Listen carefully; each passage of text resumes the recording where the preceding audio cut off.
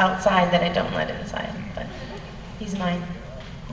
I have no pets, but I may get a turtle for lawn maintenance.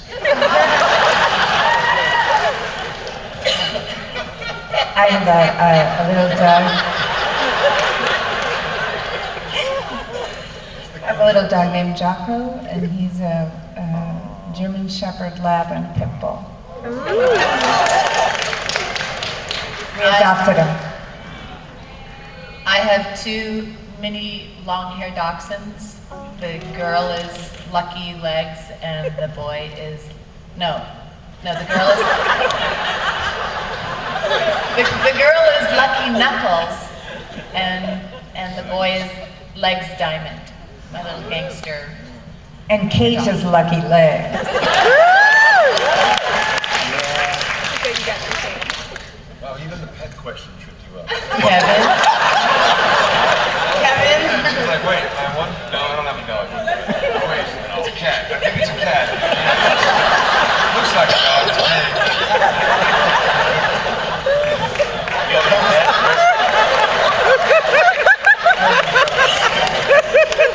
Poor Kate. I have 2 dogs, Springer Spaniels, Gordon and King Henry.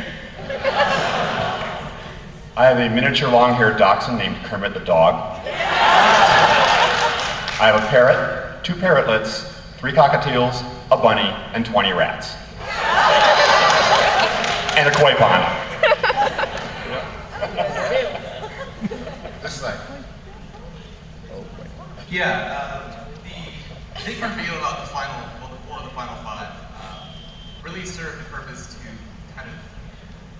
Sorry. By the way, your question up there on the moderator, that was my question, so I'm thinking of this as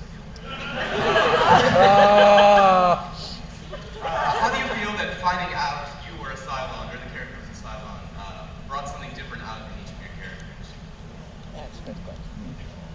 As opposed to just, Aaron. Aaron. What? I wasn't listening.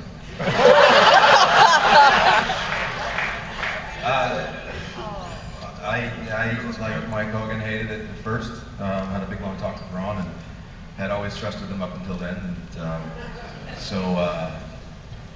yeah, that's another story. I quite like it now, and I quite liked it when season 4 started.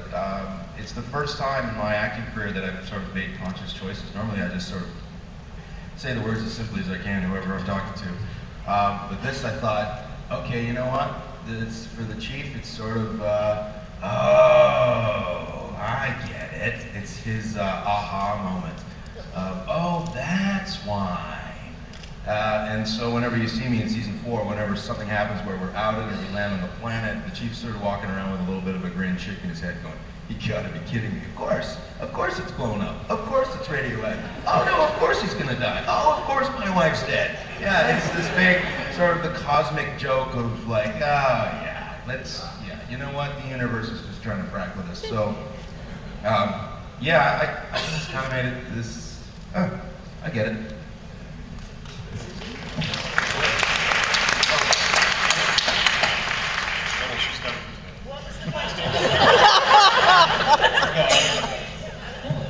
You have a goldfish named Peggy. The question was how, I guess it matters to your character because she was completely reborn, but how the finding out one was a cylon changed the structure of the character. What new thing it brought out of the character? I'll answer from my perspective because I think for me and for Anders, I played the polar opposite of what Aaron did, and I think that was great. We all had different dynamics. I know that Hogan will tell you that his reaction was very strong, and Aaron's reaction was very strong to the writers, and mine was like, oh, sweet.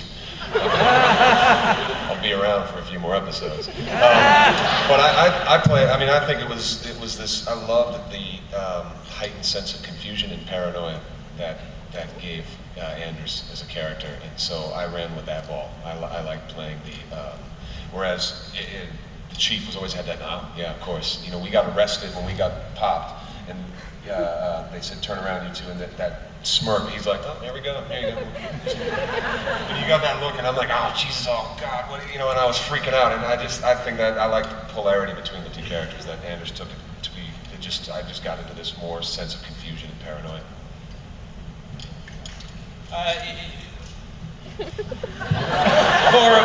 For Ty, it was incredible because there's only 30-some thousand people left, of human beings left, and Ty is, if he's not the oldest human being alive, he certainly has more combat experience than anyone alive. He is the most dangerous human being alive. So if it turns out that he is a cylon, then we have a big problem here.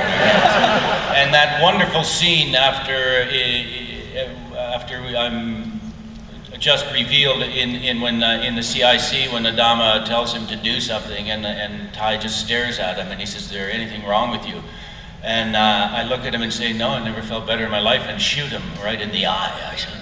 That is Ty's worst nightmare, that if in fact I am a sleeper cylon, what's going to happen, because I am very dangerous. And so how do you research that was fascinating, because if it's like I mean, it's a bad example, but there's a lot of examples in the world that we can take. The warring tribes in Africa, if all of a sudden you find you've been fighting tooth and nail all your life, and all of a sudden you find out that your birth parents in fact were in the other tribe, what are you going to do? If you find out all of a sudden that you're Palestinian, you're not Israeli, your birth parents, how are you going to react to that? So I found that an incredible, brilliant thing that the writers did, even my knee-jerk reaction when they said Ty is going to be a cylon. Then once you got thinking about it, it's sort of the same thing of the writing incredible that way when I was going, this is crazy that he keeps going to visit number 6, and you see, oh, I see why he's going, because it's the only cylon that I can go and look at. So it was an incredible gift to me that they made me a cylon, and I think it was great for the world to watch someone like Ty go through that.